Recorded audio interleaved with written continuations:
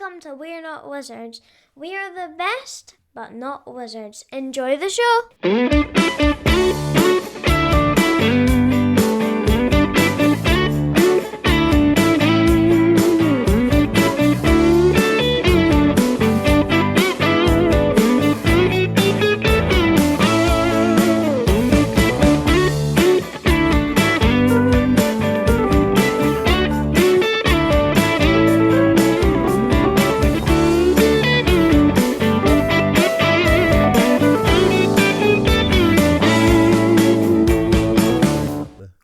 Is it like so much stuff that I could look at and go? Oh, Ticket to Ride 10th anniversary. That's a good one. Oh, Super Dungeon. Is that a Super Dungeon? Super Dungeon. Super Dungeon never got fulfilled.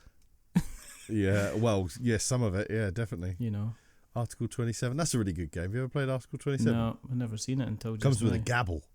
Oh, gotta love a game that comes with a gavel. gotta love a game. In fact. Yeah. Going back to our what will be our future discussion shortly, I played that last Airecon. Did you? Do you want to know real life? Yeah, there's a weird little selection of old what was Bonnacor's company called? I don't know. It was called Stronghold. Clip Art. Yeah.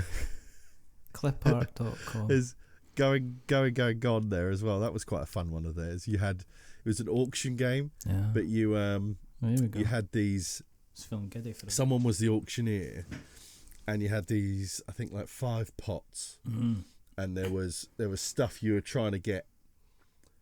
I think you kind of wanted to do set collection, if I remember rightly. So like one pot was going to be like artwork, one was going to be antiques, blah blah blah blah blah, and then somebody plays the auctioneer, and everybody's trying to put their cubes in these pots to bid to be the highest one and get whatever was, for that pot this time.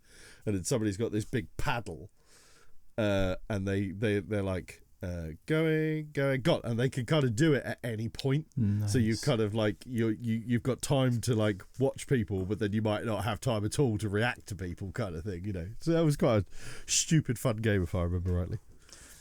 Well, Connected to gavels, my son, who's continuing his adventures in kind of lawland, went up before the judge this week. They actually have to, as part of their training, to be a lawyer. Right, yes. Yeah. I thought you... He's not been caught yet. That's the younger one. He's not a corrupt lawyer already. That's the miscreant. Before he's even qualified. No, but that's so cool, because it's like they basically get given like a task, and it's like, well, here's the case. You've got to argue either for or against the case, and and you pair up with somebody else, and then it's like, you're going to go towards an actual judge who's going to interject a couple of times when you're making your 10-minute kind of statement. So the role playing being, yeah, but he was obviously role play, against it, because I thought they were going to get the tutor or somebody like that to kind of pretend, but they actually they got the real judge. They got a real judge in there, which is kind of cool. Nice. So apparently he did really cool. well. He just blasted it. So Was he prosecution or defense? I don't know. I didn't ask. He was a bit kind of on edge about it, because they kind of layered it all, and it's like, you've got to do this, and you've got to send notes in, and then there's a chance that if your notes don't match what you're going to be talking about, then you can get interrupted and said, well, you're basically your notes that you've sent us in regarding your case don't match what you're talking about, basically. So, and it's all it's one of these strange things. It's like it's kind of like one of these things that AI and this chat GPT could never, it could never do. But then again, I did see something hilarious about, how when you search for something in Google now, it gives you like the AI version. So somebody had searched something in connection with like Michael Ball. As in the singer. As in the singer Michael Ball.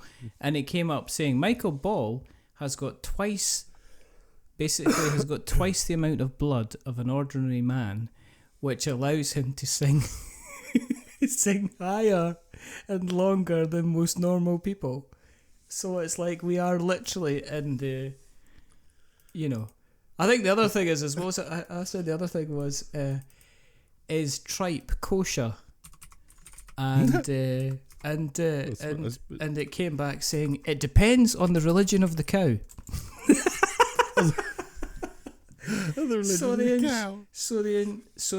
The basically, as you would call it, the enshittification of the kind of the of the entire internet continues. But what doesn't continue, ladies and jelly spoons, is if you go into Google right now and if you search Board Game Podcasts UK, then we're number 1. Boom! Fucking A.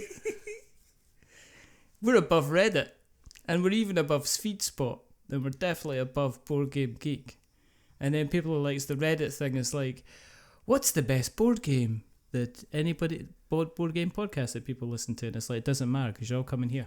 Come and see us. So, so that's quite cool. So that's, because we're still on Feedspot. I think we're still number 2. We're still number 2. Nice. We're going to have to trick Shut Up and Sit Down to meeting us somewhere. And we're just going to have to take care of them, basically. I think that's the kind of the way forward. I could do that. Are you reliable? I'll get Mark to get them as guests for the next Aircon West. Yeah. And then when I compete in the table flipping, I'll strategically place Quince. What's his name? Quince. Quince. Quince Jelly. He's an RPG thing now. I don't think Matt Lee's, whatever, any of them. Yeah, any of them. I'll just get whoever just to stand in just the right place to say, yeah, you're there as a distance judge, and I'll just take his head off with a folding table. That's what you want. So remember, nobody will ever know. Remember, if you see an article in the BBC News about BBC News North about horrible accident decapitates leaders of popular board game network. Man in vest and luchador mask. Decapitates lanky British man with broccoli hair I can't believe with folding table. I don't think Matt's he has got broccoli hair. Matt Lees has, but I don't think they're really part of it anymore. Matt Lees. Yeah, Matt Lees. Anyway, is he not part of it anymore? I don't know. I've watched any of this stuff for ages. I don't know. It never appears on my feed anymore. I don't know. Even though I was starting to quite like it. I do. Because is it Tom? Is Tom? He the guy Tom's lovely. He's really good. Yeah, he is. He's really good. He's kind of goes into. He's doing these bigger, longer kind of video essays. But we're not here to promote them. Luke Hector, did you hear that? Tom from Shut Up and Sit Down's really good. How much does that boil your piss?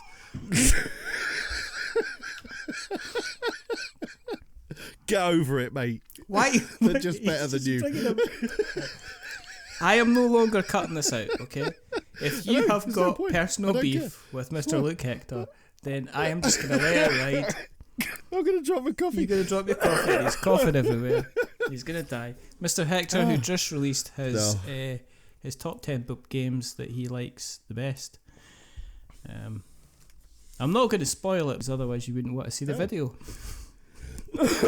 So I won't. Is there not a board game about bitterness and resentment? Cannot be doing this. You might meet him at Aircon. No, he doesn't go to Aircon because he gets in a strop because Watch It Play got invited. Right, okay, well that's fine. So basically, if it comes down to it, you could be quite reliable, because what I need reliable people in my life, because I tell you what, you don't have reliable people. I don't have reliable people in my life. Tradesmen been letting me down. Bloody tradesmen. Hard enough to get them to do a quote, let alone do the actual bloody job. I don't know what it is nowadays. It's like I had, and you can see. I painted the walls behind me. Oh yeah, they are painted. They're painted. So the old Captain, it's all the gone. Thing gone. Yeah, I painted all over it. Yep, it's all gone because I was trying to be. Was that a bit of an end of an era? It was quite sad. Did that cut a little deep doing that? It was quite sad, but to be honest, painting over the red with the letter E was bugger. It was an absolute pain in the ass because it kept showing through, so I had to do like multiple quote. And if I look at it now, I reckon I can probably still make it out very slightly if I knew where it is. Like you're trying to look at one of those. It's like those stereotropic, stereophonic. Have a nice day. But the anyway, bartender and the thief pictures. I just, I was thinking, right, I'm going to set up, like, I'm going to become a painter for some extra kind of board game money. And my unique selling point, right, is going to be, I'll turn up. It's a pretty solid I'll business turn plan. up. I might not be very... Foolproof almost. I might not be very good. No, you won't be worth the money when you arrive. I might be slow. You'll be there to collect it. I might be slow. I might take longer. I might make a couple of mistakes. I might need to be running out and try to get a cloth wet because I've just like accidentally painted the cat. But at least I'll turn up. Because see... Are you going to, when you decorate every room, are you also going to hang a picture of a dog taking a shit? Have you noticed the picture of Arlo? I have clearly noticed That's the what I picture of a got dog for my taking a shit. Christmas. That's a good picture. That's a good picture. I don't know what he's reading. He's reading some kind of dog rag. I don't know how he's managing to balance. And you don't see his little legs sticking down. And generally, what a dog looking like taking a poo looks like. Doesn't look like that. He's like pointing in a certain direction. I need bin bags after my one does. I bet you does. I bet you need you've got like a small Jesus cart. If I just left him, you'd think Hilgi was also an African safari park. Ian Malcolm would just be walking up to things every now and then going, now that's a big pile of shit. Is there a point where kind of like you have to move on from because I looked at those kind of like disposable toilet bags that you get for dogs, the ones I'm talking about, and they're little party bags. I take it you're past the Tesco's, aren't you? I even said, right, okay, here's some of the things I have said to my wife at certain points. Yeah. The other day we were walking the dog, I think we were coming back from school, and he did one of his healthy leavings on the side, and I got the poo bag out, and I said, "Oh, these poo bags are brilliant. They're like you're going to put your arm up a horse's ass. These things." And so that was one thing I've had to comment on. And then I have also come back from a walk and said to my wife, "God, it was a double bagger today." So yeah, is that because it must be big enough that there's steam? I mean, on a cold day. Oh, definitely. He's done some steamers. Oh, yeah. On a cold day. Cold fen morning. That must be rising up. That must be like, you must be thinking you're filming some kind of... You hold it with two hands on the way back. You're like, oh, yeah. It's the warmth. People who don't own dogs, you have no idea. The warmth of a bull mastiff turd is nothing quite like it. How wonderful it is to actually just sit there. And you see people holding the bag at the top. But if it's a cold day, you just want to hold that bag because the heat that emanates off this thing, it's like it's like a coal from the fire, and you get the bit of the steam coming off, and it's a wonderful thing. I'm excited. Are you excited? I'm very excited. I'm so very excited. Yeah. I'm like it's like birthday. Yeah. And I know it's going to be a good present. Well, I always consider Airecon, because tomorrow is my birthday, so I always consider Airecon is kind of like my birthday treat to myself. Yeah, I've always looked at it like that, Yeah. So, yeah. But you're not getting too old now that you're not able to go and play board games? Are you not, getting past it a bit? How old are you now? 50. I will be 43. 43.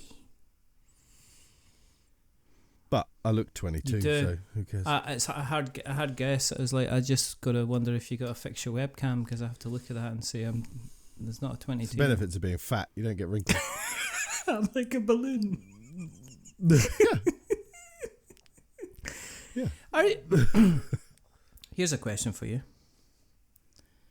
When it comes to them birthday gifts, are you one of these people that goes, okay, so here's a list of games that I'd like, or do you stay away from the board games when you're actually asking for gifts? I have. There was 1 year. I think I only did it 1 year where Sarah had asked me kind of early enough to give me any thought about it, and she'd said enough people like my brother and stuff had said like, oh, is there anything you want? Yeah. And I thought, well, fuck it, I'll just, so I kind of did a list and said, look, here's a good place to get this, here's a good place to do that. Anything off this will be fine.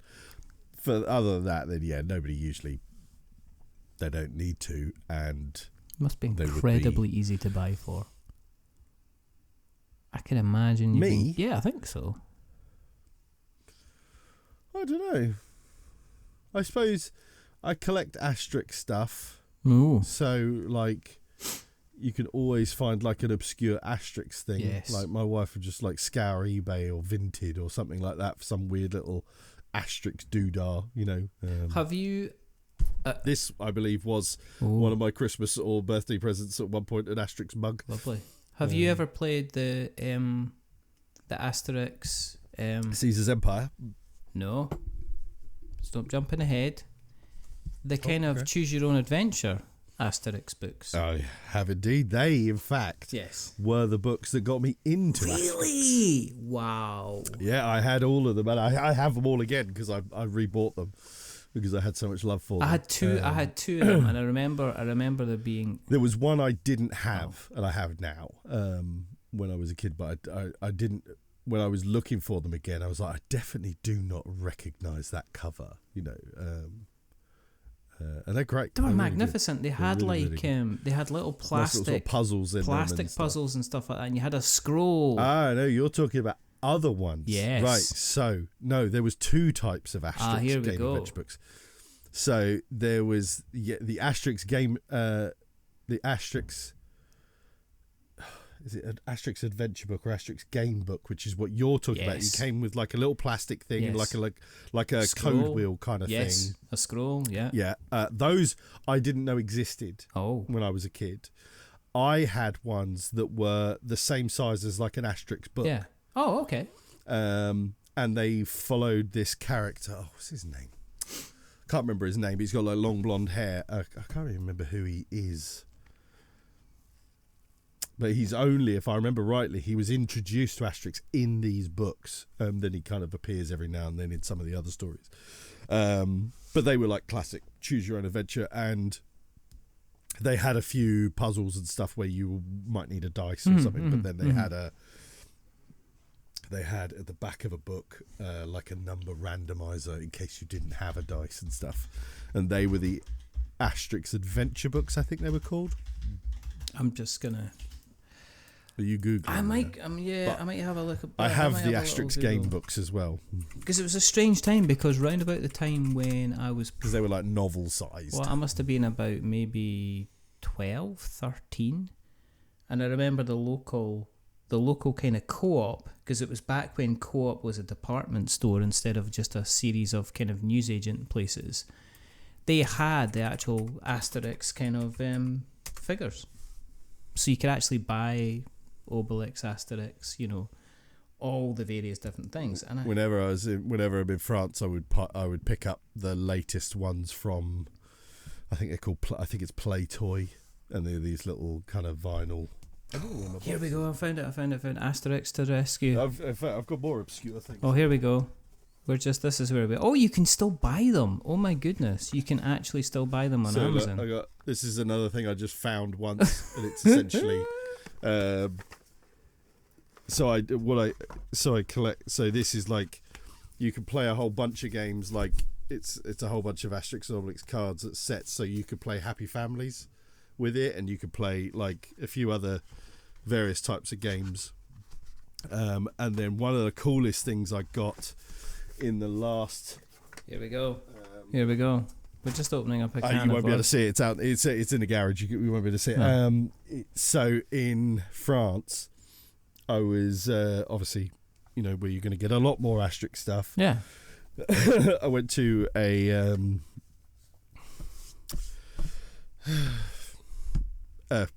essentially the French version of a car boot sale, and. Le car boot? No. It's probably not called that. I'm probably just a, you know. Oh, I was trying to.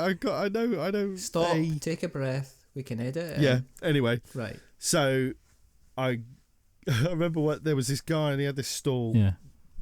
And what instantly jumped out to me was this tin, and it was an Asterix tin, about kind of yay big, kind of like a tissue box size, but a bit taller and not quite as wide, sort of thing.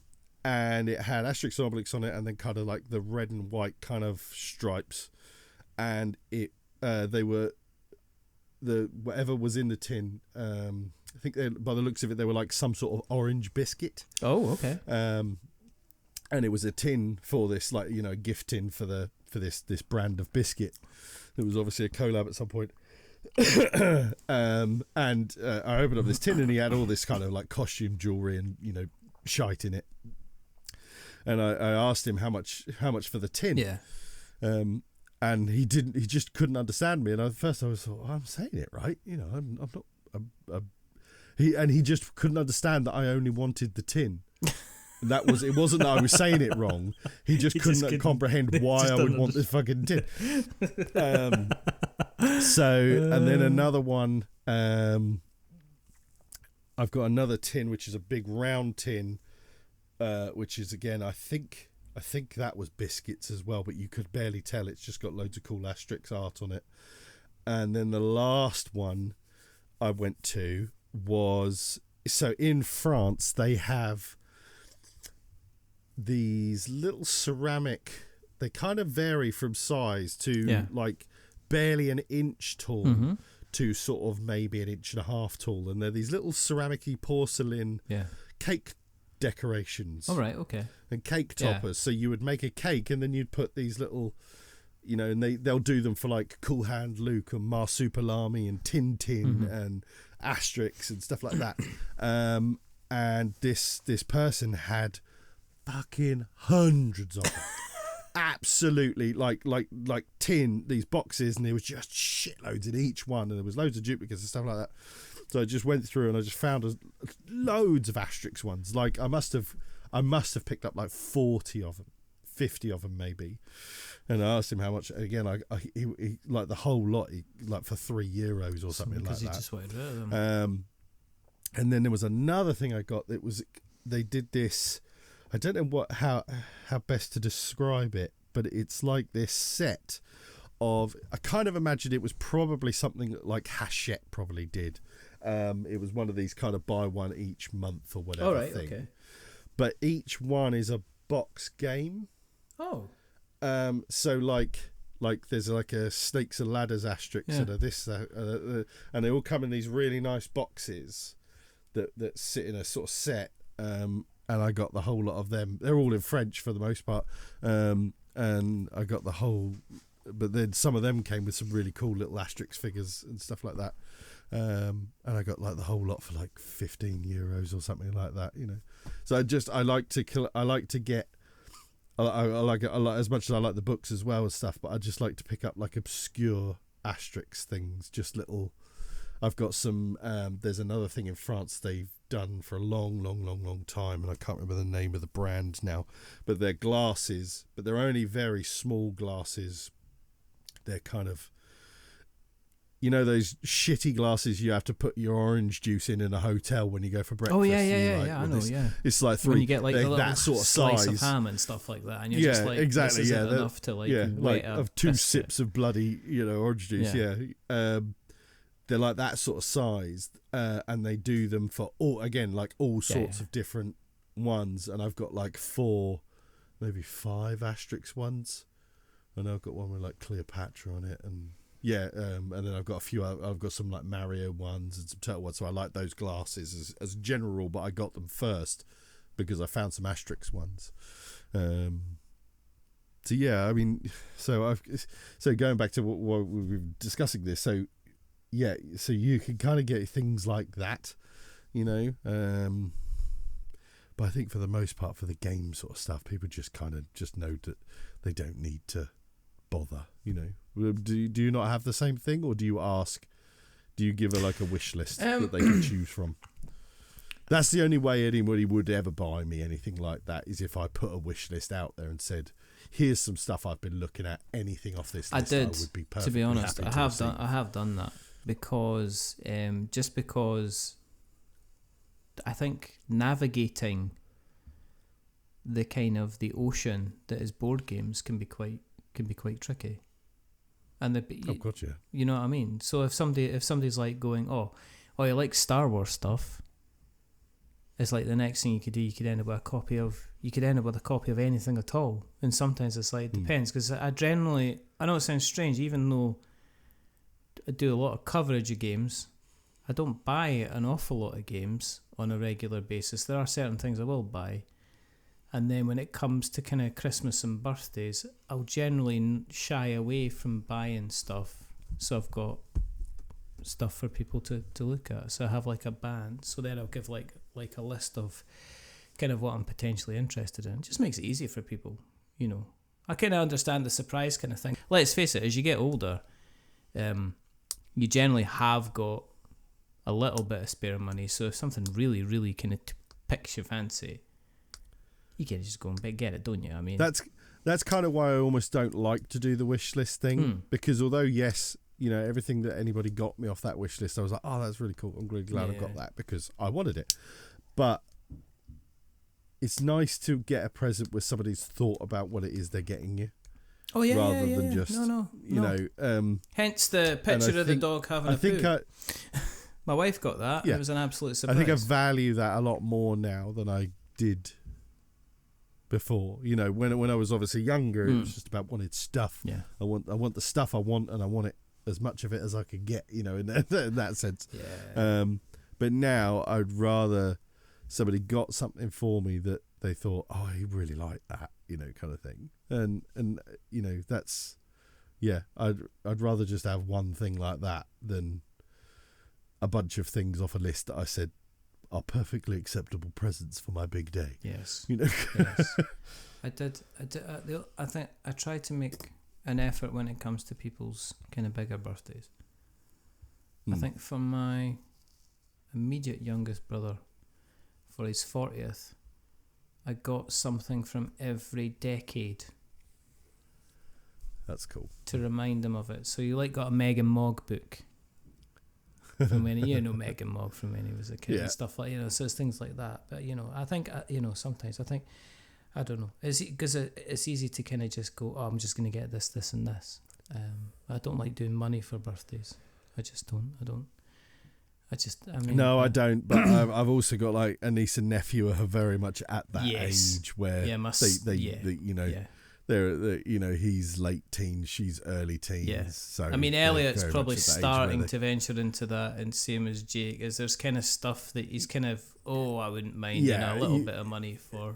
I think they. I don't mind. Like, it's nice that they get some money. Yeah. And then the presents as well. So although my kids both really surprised me, because like Elliot, the second he's got money, he's just like, oh, can we go, like the next day, like Boxing Day, he's like, can we go to King's Lynn and go to the toy shop and stuff? And I'm like, it's not bloody open, mate. It's freaking, he's desperate to it's burning a hole in his pocket the second he's frigging got it. Whereas my daughter, she got like, I think like the last time it got to, I think it was Christmas, and she still had birthday money left over, and like by the time she got to like the to go spend some of her Christmas money, she still had like by that point she had like a decent pot, and she was just like, no, nothing that I fancy, in the entertainer, and she's just like, no, that's the thing I really want. Whereas my son he'll find something he wants. He will make sure that money gets fucking spent, kind of thing. Not to, in a wasteful sense, but like he won't just buy something for the sake. Well, he might buy some tat that I think, why the fuck have you bought that? But Pokemon cards. No, his will be some like stupid like stocking fillery toy kind of thing. Right. You're gonna play with that for like the next hour, and then it's just gonna turn up in like a month and a half, and you're gonna go, oh, there's that thing that I spent a $5 on, Nah, Jake's into his Pokemon cards. He's one of these things. It's legalized gambling for kids. It's basically like, here's a pack. Open your pack, you get a good pull, and then you go into eBay, and this card's worth like 200 quid. And it's only on eBay for 200 quid because somebody's like speculating to see if it's worth actually 200 quid, and it never actually sells for 200 quid, and it never goes. But he's kind of like he's been kind of enjoying that, but also at the same time, he's been getting into his Pokemon Go, which has actually led us into doing the kind of the wandering. So it's not just sitting about in front of a screen. We're actually starting to kind of go out and wander. And so last week, we ended up going to Accent Gaming, which is like the local game store and me and him played some Star Wars Unlimited. Nice. So he's kind of getting into. He's kind of when we walked away, he was like, "Oh, I understand kind of why you like kind of board games, kind of thing." So I got that, but I've also, and I know we're going to talk about Aircon. We are going to talk about Aircon, but I'm ashamed.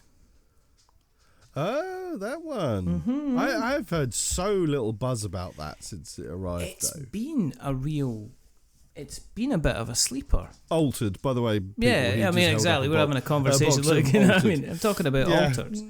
But it's altered, and it is... I don't even know who makes the thing. You know that. It's so strange. It's Lion Rampant, I think they're called. But Asmodee, kind of, they...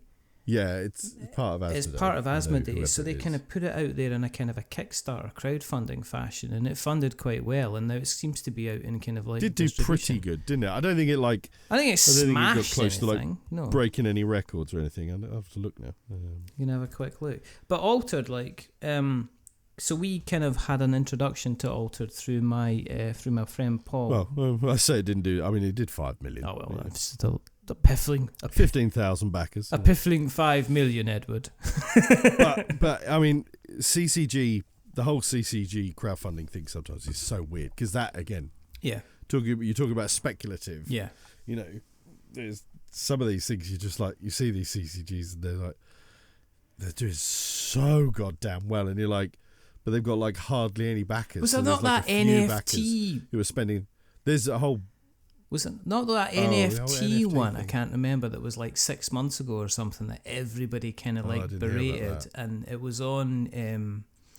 Are NFTs still a thing? Well, they were at the time. I haven't heard because they were like saying it's using blockchain technology, and it's like, all right, it's another. You're looking for another solution for a problem that kind of doesn't exist, kind of thing. That went away before I got a chance to understand what the hell NFTs and blockchains completely are. Kind of disappeared. But Altered is interesting because it's not a battler. It's almost like a racing game where you race to the centre of an agreed. You're kind of exploring lands, but you're basically battling areas in order to. You have a hero, your hero on one side, your companion on the other, and they're basically trying to meet at somewhere on this path. And basically you're playing cards to win an area so you get to move on to the next area kind of thing. And it's not direct battling. I'm just trying to avoid the fact that we played Star Wars Unlimited last week and I got absolutely destroyed by my boy. He just literally just managed he beat me, so I'll buy a different CC. I'm just going, no, it's not. I was just, it's like less of a battler thing. But so we might be going back to accent kind of gaming again, but it's just nice to kind of get him into that place where it's kind of like it's Pokemon Go adjacent. It's like, okay, well this weekend your mum's going out, so why don't we go to a different town, you put your Pokemon Go on, and there's like a card shop there that sells Pokemon stuff, and it also does Flesh and Blood, so you can collect all your shinies and your Pokemon. You can do your mileage and stuff like that, and I get a chance to like look at some Flesh and Blood and some Pokemon stuff with you as well. So it's kind of like a win-win situation. But of course, you know what's happened is I've ended up downloading Pokemon Go now. So that's just stupid. That's just absolutely ridiculous. It's not. It's like the funniest thing. We went out. Right, and we went out on Saturday because Jake's like, there's a raid on, we've got to go to a raid. And it's like, okay, right, fine. So we wander about the town of Dunfermline Town, and he's like, oh, like, there's 12 people joining this raid. And I'm just like, no, there's not. There's like people on VPNs and stuff like that. There's no way. And we got down to the bottom of the town where the registry office is, the city chambers, and there's a wedding outside. And the bride and groom looking resplendent in glory and very, very happy and everything like that. And across on the other side of the road, there's a group of people who, for all intents and purposes, I thought they were part of the wedding party. They were just like watching the bride and groom on their happy day, having just kind of went to the local registry office. No, there was like 12 people of various, I would say, inflicted with various degrees of nerddom, all staring down at a screen, right? And tapping away like nobody's business, And he goes, all right, there's your 12 people that are doing the raid. So my son, we all join. I go and stand there. I'm looking like the idiot because I'm the only one that's not got the phone out, right? So they're tapping away like this, tap, tap, tap, tap, tap, tap, tap. And then the raid finishes. And of course, because there's 12 of them, they decimate this big, huge Pokemon within like 5 seconds. And then they move in and we end up, right, in Dunfermline Abbey, where Robert the Bruce is buried, right? Standing outside in the graveyard, right? Waiting for another raid to kick off. You can't even kind of like make this stuff up. And then all like there's various people of like, as I say, they're all just like standing around. And one of them had 2 phones. Both with Pokemon Go on them. So they had like 2 different phones and they're like that. And then of course they're going like, oh look, quick, no, here he comes, here he goes, okay, everybody in, and everybody's in, and they're all attacking, and it reminds me of like Final Fantasy 14 or something like that, you know, or Phantasy Star Online, or Destiny. Leroy Jenkins. Leroy Jenkins. Right, so it's like that. And then did he just run in? Exactly. God damn it, Leroy. But Leroy. But anyway, yeah. So they're all doing this, and it's just fantastic. And I'm just like thinking, it's just like, and then they just moved. And then what happened was there wasn't any words or any kind of dialogue. There was a couple of folk who knew each other, who must have been in the same kind of Facebook Pokemon group. But there was just all random people kind of gathered. And then once the raid finished, it's like it was like a flash mob. Everybody just went their separate. They just all went their Nobody separate. spoke to anybody else for the most part. Like you know, once there was a couple of folk that obviously knew each other, but there was just like random kind of people just standing there, like fingering their phone like nobody's business, and then just kind of like walking away. That's done a good job of standing the test of time. I think Go, hasn't it? Because it was the first one of those things. Yeah, it was. There's been a whole bunch of them since. Yeah. But I mean, that was like pre-lockdown, wasn't it? Oh yeah. Pokemon oh Go no, yeah. started, No, it started definitely before that, and then I think it kind of gained traction because it was you didn't have to necessarily meet up with other people to kind of get it done. So you know, it's not like now. But anyway, talk about meeting up with people. Hey. Aircon. Chaircon. His trousers for their con. What are you looking at getting played? I mean, what's your structure? I mean, are you bringing a lot of games? I mean, have you got like a wish list? I always bring more than I meant to. Right. More than I needed to. So I don't know. It's a kind of a slightly funny one this year because I think some of the people who I would regularly know will be there, but then a whole bunch of the people I would regularly see won't be there. But then some people who I don't get to see very often or ever, yourself, will be there. So I imagine we'll be playing a lot of games most of the weekend. So, well, I hope so anyway. So the way I always do it is that you know, there's usually on this sort of build up towards, you know, the sort of month or two leading up to any convention, there's usually games that sort of pop into my head. I think, I haven't played that for a while. Oh, I know, I'll take that to Airecon. Yeah. You know, and I think I've already, you know, in messages said a few to you, like, oh, have you played this before? Or, oh, I want to play this at Airecon and stuff like that. So there's always that kind of side of things. And then there's kind of games that I bring that are convention steadfast bag games. Explain. So like games that I will always take to conventions because they're really good in that environment, and I know I can teach them to anybody, and I know they have a really good success rate of people going like, this game's fucking brilliant, I've never heard of this game, or I really like this game, you know. Can I guess? So go on. Are you going to take Ponzi Scheme? I am going to take Ponzi Scheme, but this will be the first convention I've owned it. Good. What about the gang? Are you taking the gang? Yes, I will be bringing the gang. Yes. I'm trying to guess. But again, first convention that I've owned it. Have you got High Society? I have got High Society, and that is always in Are the you bringing bag, High Society? Yes, that's good. Yes. What else are you bringing? I'm undecided. I'll be honest. So I tend to bring Foundations of Rome. Wow. Because although yes, it's very impractical and it's very massive. Yes. It's a game that a lot of people have wanted to try. Yeah. And obviously didn't even dream of paying the ludicrous price for it. So, and it's a game I can teach super easy. Anybody can learn it. But it's got like a good amount to it. So, and also it plays really well at all player counts. I played it I think the first year I got my copy, I'd already played it beforehand at, I think Aircon West was the first time I played it.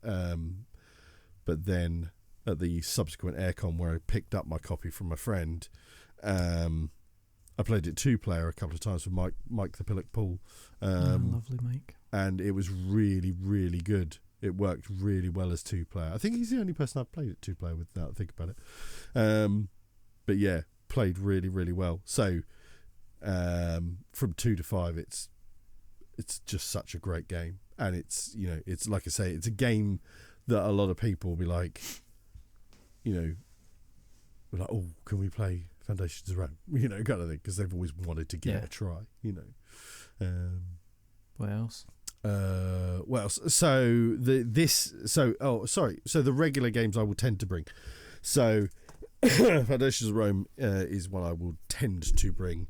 Then out of the smaller games, it will be things like High Society, Cat in a Box, Don't Mess with Cthulhu. All right. Is a really good social deduction game. Because it's not, you barely have to lie. So it's quite a nice, easy one for people who aren't necessarily great at social deduction games. There's not this whole because what happens in Cthulhu is you might be a cultist, so you might be a bad guy, but what happens is you deal out all these cards, so everybody will have an even amount of cards, which gets smaller each round. And in this round, one person will be the lead investigator, and they'll say, "Oh, can you flip over that card of yours?" And then that person is the lead investigator, and they'll say to somebody else, "Can you flip over that card?" Blah blah blah blah. And what they're trying to do is the investigators are trying to find X amount of elder signs. Mm-hmm. And the cultists are trying to make them not find that many in X amount of rounds or flip over Cthulhu. So there's one Cthulhu, there's a whole bunch of cards that essentially are nothing, and then there's a whole bunch of elder signs. So it'll start off in most games, you'll start off with, I think, usually about 5 cards in front of you. Don't think you have more than that. And then you'll pick... you'll go through it as many times as there are players. So then you'll put all of the cards back in the middle again, shuffle them all out again, and then everybody will have 4 cards. Then do it again. Boom, everyone will have 3 cards. Boom. So when you get your cards, you look at them all, and then you shuffle them up and you put them face down in front of you, and you'll sit there and say, "I've got 2 elder signs. I've got and blanks." And then somebody might, if they're obviously an investigator, they might say, "I've got Cthulhu. Don't touch me. Yeah. Don't pick one of my cards." Yeah. But then obviously, if somebody's a cultist, they might say, "I've got like 2 elder signs here," but they've actually got Cthulhu. You know? So you don't have to be constantly playing smoke and mirrors trying to hide the fact that you're a cultist. You just have to, at the beginning, tell a bit of a lie about what you've got in front of you. Yeah. And usually we play it with so many people that nobody's doing the math and sort of going, people are sitting there going, "Well, hang on a minute, so who's got Cthulhu?" Who's got Cthulhu? Nobody's admitted. Nobody's admitted. Yeah. Or nobody's admitted they've got Cthulhu. And then somebody will say, "I've got Cthulhu," and then somebody else will be like, "Hang on. No, you haven't. Yeah. I've got Cthulhu." So you know, the lying is nice and simple, and it's just such a great little game. And then there's some modules you can add in that are like kind of like special power cards, so that when you reveal it, you you look at the card and it'll be like, from now on for the rest of this round you can't say anything, so you'll just put your cards face down and you just sit there and just and but at this point everybody will know that these cards are in the game. So somebody might say to you, so Richard, what have you got? And you'll be like, you just put your hands up and just, oh right, okay, so you've got that card. But you could pretend to have that card and don't have that card. That's amazing. You know, that kind of thing. So it's a really, really, really good game. So that's one of my staples. What's Cursed Court is another absolute staple of mine. My to word. bring to any convention, because again, it's a really good. That's the one with all the little. The bidding is really simple. All the figures. On the board, they're like Connect 4 chips, but nicely. And it's essentially Game of Thrones, the game, but they obviously didn't have the license for it, because it should have been Game of Thrones themed 100%. And there's levels of information. So there's a little bit of public information, and you've got this grid of like the Duke, the Queen, the King, and blah blah blah, blah. And you're bidding very much the same as you would bid on a roulette grid. So you're bidding like this line of people, or this diagonal of people, or this set of 4 people in the corner, or this person specifically. And you're bidding as to how many instances of that card will turn up by the end of four bids. And everybody said there's a little bit of public information, and then everybody has cards between each pair of people. So if you're sat to my right and Bob's sat to my left, you and me can look at the card between you and me, and I can look at the card between me and Bob. But I can't look at the card between you and whoever's on your right, and I can't look at the card between whoever's on Bob's left and Bob, you know. So then the bids start to happen, and you're like, well, okay, from what I know, if you're saying that line of people is almost definitely going to come up, or you're bidding on it, then that means I know I can bid there, or I can, right? So yeah, that's a really, really, really, really, really good difficult game. to get and hold of. It's a really good convention game. It's quite hard to get hold of now. We played it at Gearstones, didn't we? I think we played it at Gearstones with Matthew Jude. I didn't have it then. Did you not have it? I think we maybe played somebody else's copy. I hadn't played it then either. All right. I played it. Where did I play it for the first time? You know what? I don't think I played it before I bought it. Mike Delisio used to champion it loads. Maybe I played it with up Mike, a copy, actually. Which might be where you actually played it. Yeah, he might have played it for the first time. I remember looking at it and thinking, there's no way a game can be that difficult to get hold of, and it was just. It was and I impossible. managed to pick up a copy of it, and I just fell in love with it. Absolutely fell in love with it. So yeah, that one's one that's always I usually like to bring Mission Red Planet's another good one, because it's just a really fun area control game with a bit of take that. So if you've got the right group, it's good fun. The Prey Another Day, of course, really, really good kit.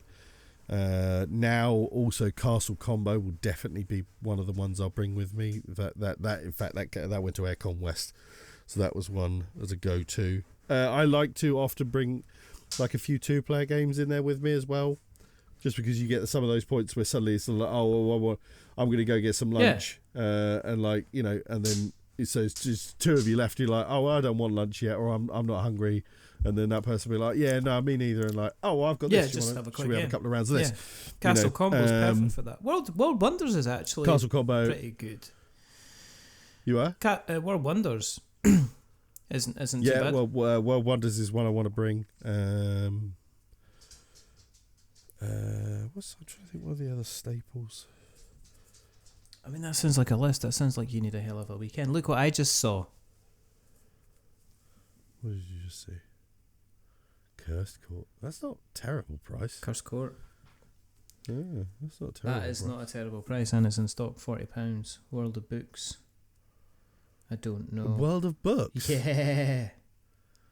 Second hand. Weird random stuff picks up on there. I think they just collect anything that's kind of going, basically. But I mean, I don't think you can kind of get it new. It's definitely kind of like a second hand copy.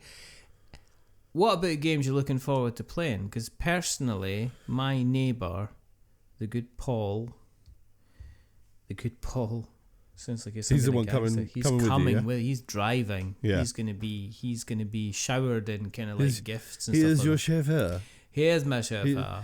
He He will is also your be. Parker in the pink rolls. Yes, he'll be like that. Yes, my lady. You get on with him quite well because he's from Essex originally. So you know. Is he?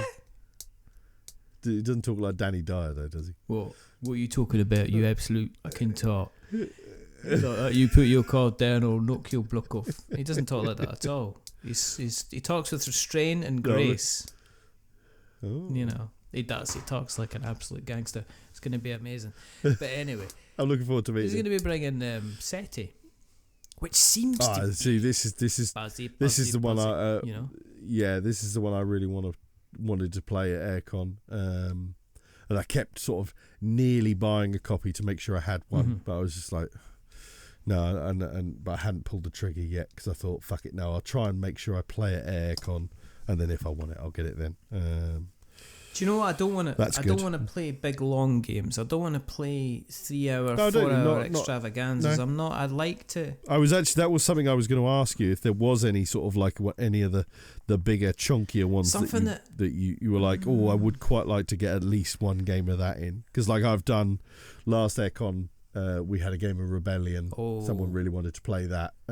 Yeah, but that's. And I think I might have even been like the first thing we did on the. Oh, that would have been amazing. Not the Thursday, but the Friday. Like we just went right. Okay, cool. Yeah, Friday morning. Let's get it kicked off with a game of Rebellion. And it's Rebellion's one. I've said that saying it's a longer. It's not as long as people think. No, it's not. But clearly everybody thinks it's a ridiculously long game because every stranger that came past was like, cool, bloody hell, you're in for a one, aren't you? Lunch, you got a lunchbox with you, son. Do you want me to go get you a drink, son? Yeah, exactly. It's 2.5 hours, 3 hours tops. Even with teaching, I think even with teaching him how to play it was just over 2.5 hours. 2.5 hours is like easy, is it? And we had a close game. Yeah, I mean that's an easy in and out for a bit. And if you look at the other kind of, and if I think about the number of games that I've played recently that have at least taken that.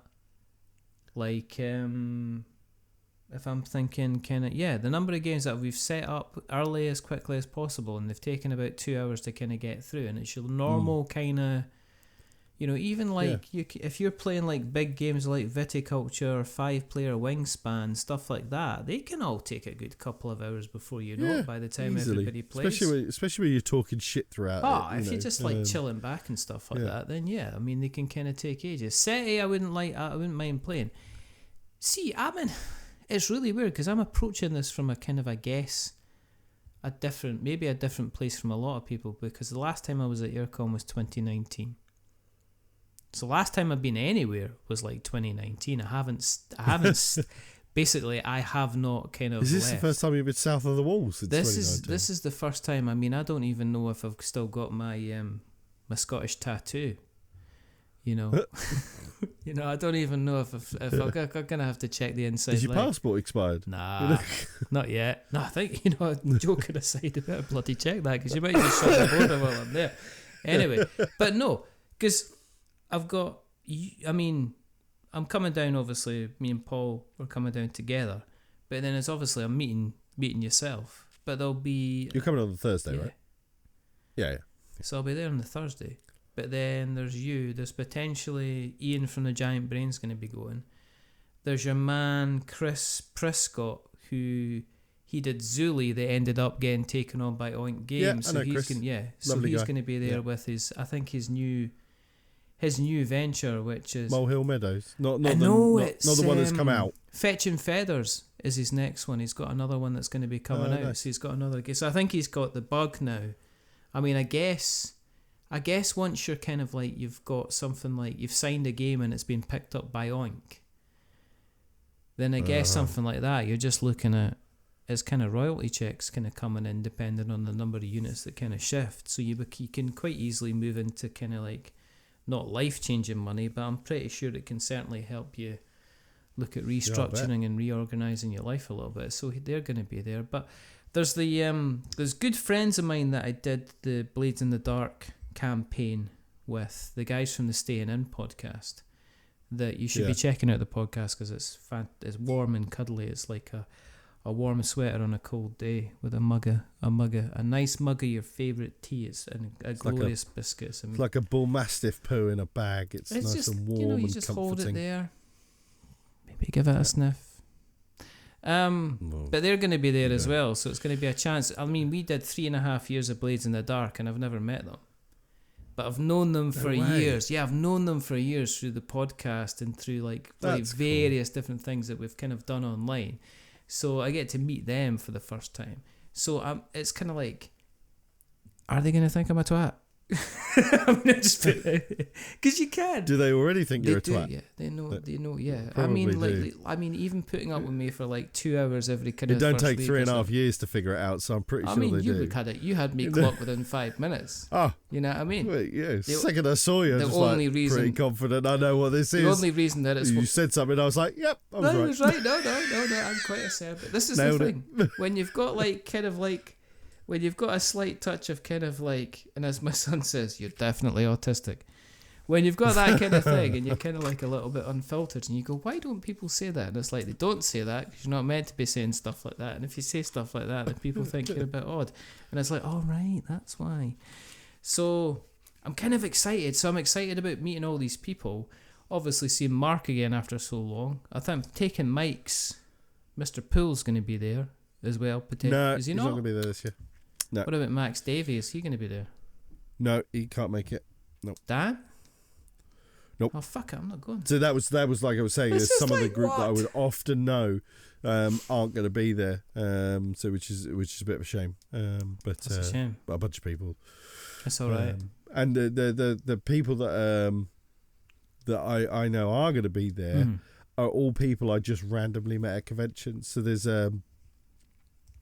some lads, Sol and his mates, that I met my very first UK Games Expo when I went and volunteered.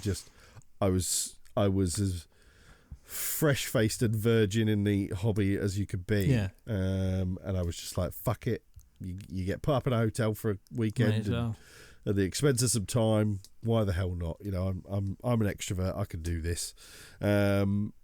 And I was wandering through, I'd done, it was sort of the end, I think, of the first day. And I was wandering through one of the massive open halls in Hilton. And I was just kind of wandering around, just looking at what people were playing and stuff like that. And then I'd kind of sort of turned across, and then this guy came up to me and he sort of tapped me on the back and he just said, "Oh, you looking for a game?" And I was just like, "Oh, to be honest, I wasn't as such looking for a game, but I was just looking around." And he said, "Oh, well, me and some mates were just about to start a game of Pre-Airecon. Wow, we got a spot if you want it." And that was Sol and his mates, and we've met up at every convention since. That's awesome. And that was, when would that have been? 2018. The first year it was in the NEC, whatever year was for the expo. Sol and Andrew and that are going to be there this year, so I always try and meet up for a game at some point. And then last year in the hotel, I was coming in late, I think on the first or the second night, and there were a couple of lads sat in the lobby playing a card game over one of the tables. Carried on up to my room because I was absolutely knackered. And then breakfast the next morning, I was sat there having breakfast, and I realised that one of them sat sort of at the table next to me. And I just sort of said to her, I'm pretty sure I know why you're in Harrogate. I said, I take it you're at Airecon. Yeah. And he was like, oh, yeah, how do you know that? I said, I saw you playing a game last night. And you don't see too many people playing games like that when there's a board game convention on in town and they're not at the board game convention. So we just got chatting, Ricardo and his and I messaged him the other week saying, "Oh, are you going to be at Airecon?" They're staying at the hotel as well again. So we didn't get to have a game. Oh, in fact, no, we did. We did get to have a game. We had a game in the hotel actually before we went down to the halls one day. But yeah, I'm hoping to play some games with them this weekend, that weekend as well. So. But it's the same. Paul went to Airecon last year, and he was like, he said, "Oh, you met met a couple. He just went down by himself. Ended up meeting a couple, playing a couple of games with them, hanging about with them for most of the weekend, and that's. Oh, Sean and Natalie are going to be there as well. Oh, good. Sean for the game From pit. the game pit. I don't think Jude is coming because he's saving money for his. Well, he's doing another adventure, isn't traveling tube stuff. His Yes Man traveling YouTube channel. But yeah, Sean and Natalie are going to be there. I think he said Thursday to Sunday. All right. Definitely Friday to Sunday if it wasn't Thursday to Sunday. I remember Ross Connell was there. Good old Ross. He was there last time. I don't know if he's mad. Does he live in America now? I don't know if he's in America now. Yeah, I can't remember if she moved here. I don't know. Or if he moved to there. I can't remember. I don't know. I've not been prying either. It's absolutely their I know business. Matthew Vaughan wants to play a game. He was or sort of is still with Gale Force 9, but now he has just joined. I can't remember the name of the company, but he's operations director of the company that produced the RPG Shiver. All right, okay. He's a really nice guy that I worked with him at Game Found for Gale Force 9, and we've got on really well since, and we played a bunch of games at the Manchester Airecon. Are you and he's coming down for this. Are you involved in Gale Force 9's current effort? Yes. Are you? I am their account manager. Oh, are you? Okay. 3 days to go. 3 days to go. Yeah. I'm hoping it's going to get to 2 million. It's well over 1.5 now, I think. Yeah. Talking about jobs, talking about work. I think where is it now? I just wanted to mention it because I've still. Oh, 1.75. Well, yeah, it is well over. So it was bloody hell. I'm pretty sure when I looked at that this afternoon. Yeah. I'm sure that was at 1.5 something. Well, there you go. And that's got 3 days It left. has got So 3 I was hoping this it is would the do. last bit, yeah. I was hoping it would break 2 million, and it looks like it's going to that's gonna truly be pretty break 2 good. million if it carries on like that. That's going to be pretty good. I've still got Star Trek Ascendency to play. I've always wanted to try. I like Star Trek, but I'm not like a die-hard. There's certain bits of Star Trek I love. See, my only thing with that is it needs 3 players. That's as far as I'm aware. It needs 3 players to make it really, really work. If not more, doesn't it? If not more. Like it's probably even best at 4 or 5. Something like that, but you really make a day of it, sort of yeah. thing. Yeah. So it is one of those kind of big games. So it's been a struggle to kind of get it to the table. In the way that I love Rebellion, yeah. Star Trek Ascendency looks like it is the Star Trek counterpart, as in it's Star Trek in a box. It's if you love Star Trek, it's got everything Star Trek in it that you would want. And you can be the Borg, and I love the Borg. So it's got it comes with every expansion. I think this big box is the big box. It's almost like it should this big be box like is everything. Every single thing that you could have. Because I think the base game, I think it's just the Klingons. It's the obvious Klingons, ones, I think it's Klingons, the Romulans, and the Federation. I think that's it. I don't think you get anything more in the kind of the base game for Ascend. This is vanilla Ascendancy. And one of my complaints is I wish it had just like a set to set these planets up. Here's a quick 2-player game for you to learn the game, just to get your feet in it, because it's very, very intimidating. The amount it sounds like you're right. It's Rebellion for trekkers basically, or Trekkies or whatever. Yeah, and it is like set up your bases, set up your warp gates. Basically, you're trying to reach Ascendancy tokens. I've read the rules so many times. It's like, yes, you're traveling here, but then you're kind of like, the board itself kind of moves around until you put it into fixed positions, until you actually link kind of planets together and stuff like that. Warp channels, don't you? Yeah, it's like warp levels and stuff like that. And then you populate them, and based on what you uncover, it's either like an event you've got to overcome, it's an anomaly you've got to overcome, or you'll reach a civilization. And civilizations will be based around whether or not they've got pre-warp capabilities, or they're at first contact kind of point, or if they're an enemy, what you perceive as an enemy kind of civilization. And it looks amazing. And with everything kind of ability to add it on, it looks like you could sit there and basically say, what we doing over the weekend? We are just going to play Star Trek Ascendency, and everybody was there would have the best time, because that's what it seems like it's going to be like. It doesn't look like... Yeah, you're right. It looks like the base set did only come with Klingons, Romulans, and Federation. And it doesn't look like... And I say this in the blasé-est of senses, knowing that what I'm saying isn't correct. But for the people that do solo things or variants in that sense, it doesn't look like somebody with those talents would have that much trouble to make the bot sort of deck for the third player. Yeah. So the I'll play the Federation, you play the Klingons, and then we'll have the automated Romulans. I think you could probably get away with 2 playing. I'm sure you probably could do it, Or you might even just be able to just play it 2 player and just double fumble about a few of the rules, as well. So, but it looks really cool, and I'm very tempted. But then I'm also not tempted to kind of like spend an entire weekend kind of learning it when I know I want to. See, this is the thing. Give me 2.5 hour games. Because I don't necessarily want to say, well, what did you do Saturday? I spent 6 hours playing this. When I could say, well, we spent half an hour playing High Society and had the best time. We spent 45 minutes playing The Gang and had the best time. We spent an hour playing World Wonders and had the best time, kind of thing. As opposed to, well, we kind of got halfway through this and it was kind of like clear that somebody was definitely going to win. I generally, at a convention, I usually like to have at least... I like to have one pretty chunky game. Mm-hmm.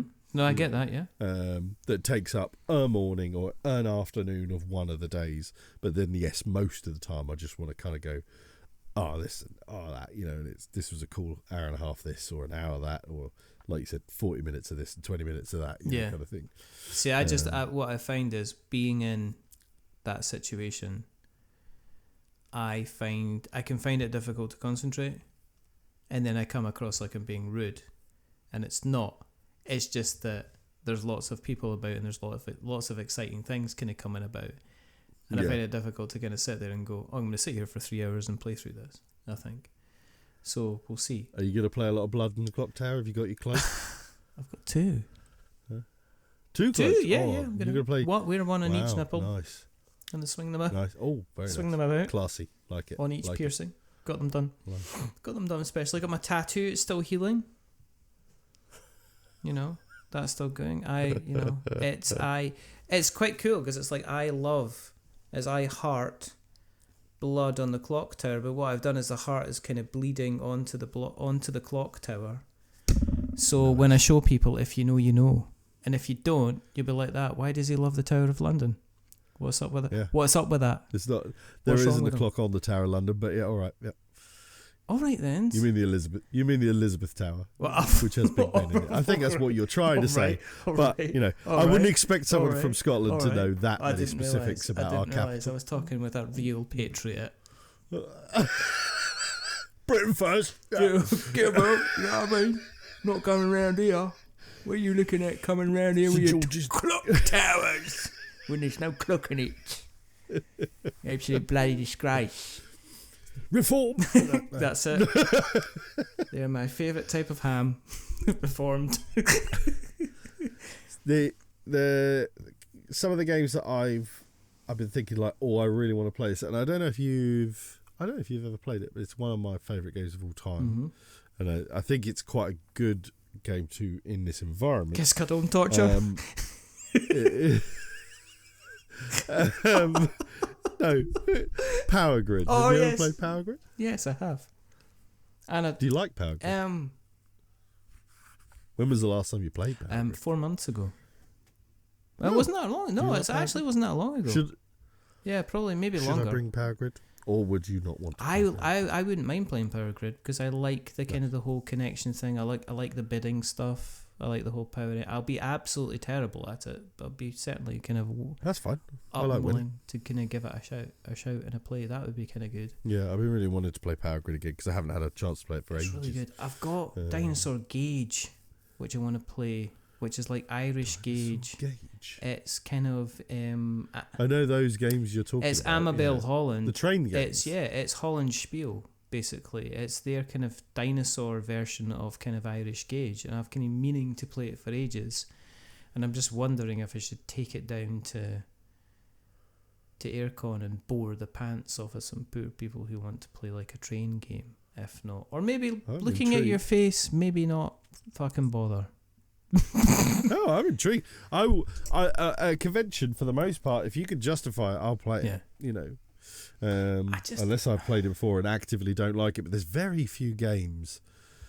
If I say right, if somebody says to me like, "Oh, do you want to play this game?" and I say no, it's probably not the game on the table that I'm saying no to. Oh, right, okay. It might be someone sat at it. Ah, right, okay. You know, that makes a very lot of few sense. games. Even if a game I played it once and I thought, oh, it's fine. Yeah. You know, chances are I'll sit down and play it because I care more about who I'm playing it with than than the game I'm actually playing for the most part. I mean, I can understand that, especially if you're going to be playing kind of like a reasonable amount of a game that's going to be a reasonable kind of length with someone. I don't think I'm not taking that much with me. I don't think I'm going to bother taking that much, and it's not because I've got games I'd like to play. I think I'm not going to take something much. So if somebody says, "Do you want to play this?" I can say, "Well, yeah." And I'm also not feeling under pressure to play a pile of games as well, because I think it's quite easy to get into the situation where I'm taking 10 games with me. I need to make sure I'm playing these 10 games. Yeah, see, I don't do that at all. I like I said, in the month or so leading up to a convention, there'll be a bunch of games that I'll be like, oh yeah, I'll make sure I've got that in the car, and oh yeah, I'll make sure I've got that in the car. And if I don't play it, I don't care. Yeah. You know, there'll be a few that I'll be like, I really want to get that game played, and I'll make sure I get those games played. But most of the games, I'll be like, oh, I haven't played that for a while. I'll make sure I take that. Dwellings of Eldervale. Well, I was going to say the last one, one of the big games I played was Andromeda's Edge. So I wonder if I should bring. But then that'd be too big, because if I didn't get played, I was going to say, you don't want to. If you didn't want to particularly bring games with you, the last thing you want to do is bring one of the biggest games you own. It's not with really you, that big, is it? I mean, the mat's big. I mean, the mat I can actually use as a shower curtain. If we have that kind of embarrassing moment. It's neoprene, so you really could use it. You could actually use it because it's not going to get wet. It's going to be absolutely It's probably fine. too heavy for most shower curtain rails. It would probably just like fall over and cause like some kind of conniption. Yeah, you know, it'll take a tile or two out. I know. But the question is, if you're sharing a room with somebody you've not really shared a room with before, do you get the whole seeing each other naked thing out the way, or do you just like kind of parade around in a towel and stuff? I mean, I'd just deal with it in the reception. Just like straight disrobe. Yeah. Just get it out. Yeah. There's just like, right, in the lift. Just as you get in the lift to go up to your room, just strip. There's a little. Just say, look, right, there it is. That's what you're on. That's what's on offer. Yeah. You know. Obviously, it's cold. I've just been. Take that into account. I've just been swimming. You know. It is March. Yeah. You know. It's March in Yorkshire. You know, it's not going to be. It's never going to be. I haven't had a chance. I haven't had a chance to cradle it on a dog poo bag. Like I would do at the local park, you know, that kind of thing. You're clicking again. You're bloody well clicking again. Look at what is that? You're clicking again. I can't stop it. Gotta stop. Need something else. Luigi. Oh, here we go. I'll fiddle with Luigi. Right, which one? Fiddle with Luigi as we talk about being naked in a hotel lift. Free him. No. Don't fiddle him. He did a good job. Yeah, I'm just wanting to kind of be free. I don't know. I want to be. We're talking about you being naked. Yeah. I call this the helicopter. Slide the window up. Just stand there. Like that. I'm free. I'm gonna be like Brian. I'm gonna be like Brian in Life of Brian. Everybody's gonna shout, "Look, the Messiah!" And then I'm going to get somebody to come in and go, he's not the Messiah, he's under arrest. Because we don't do exposure here. You got me worried about the hotel, that the guy that owns it's going to be absolutely crazy. Oh, no. It's not. It's not that it's not Faulty Towers in that way. It's Faulty Towers of the time. Oh, right. I mean, even if you go on TripAdvisor, I even went to look on TripAdvisor only yesterday, in fact. because I thought, I wonder if it's got worse or even got better. Yeah. And the amount of people who are just like, this is so dated. Oh my God, this. And it's just, and it really is. It's so ridiculously dated. Oh, amazing. But I loved it. I loved it. Good, and it's good. It's good value for what it is because it's got a massive free car park in Harrogate. Shit for car parking. Yeah. I think. Well, like I was gonna park. I looked at the Hilton once, which is where Mark and all the sort of staff and that go. And Mark was going to do me a deal, as kind of one of their price rooms, which was still fucking expensive. Yeah. And then I was still going to have to pay for the fucking I remember park. I stayed there, I think. And the car park was at the very, very bottom floor. And there was about 7 spaces or something for the entire hotel. It's shit. And then, I think the first year I went to Airecon, I stayed at a really nice hotel. Really nice, again, old hotel, but stood the test of time a little better than the Cairn Hotel has. Yeah. And it was the Swan Hotel. It was a lovely, lovely hotel. And I had to pay like 14 quid a day for the car park, for their fucking hotel car park. That's ridiculous. I was like, what's this all and about? then if you... it's just Harrogate shit for that sort of thing. So the Cairn Hotel, for all of its failings, and it's got well, I've seen some people say the rooms are too noisy or this, that. I slept like a log, and my room was perfectly lovely and comfortable and clean. And the breakfast was good. The car park's free. It's a short walk up and down the hill to the front of the convention centre. Which is what you want. Yeah, exactly. It's really good on that, all that front. But yeah, the whole, just the experience. You could tell when you pull into the car park for it, you could tell this was one hell of a hotel once.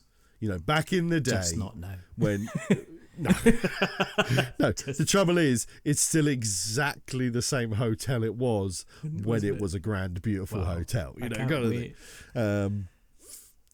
I wonder if, because when I was there last year, there was these tribute acts on in the bar. Oh.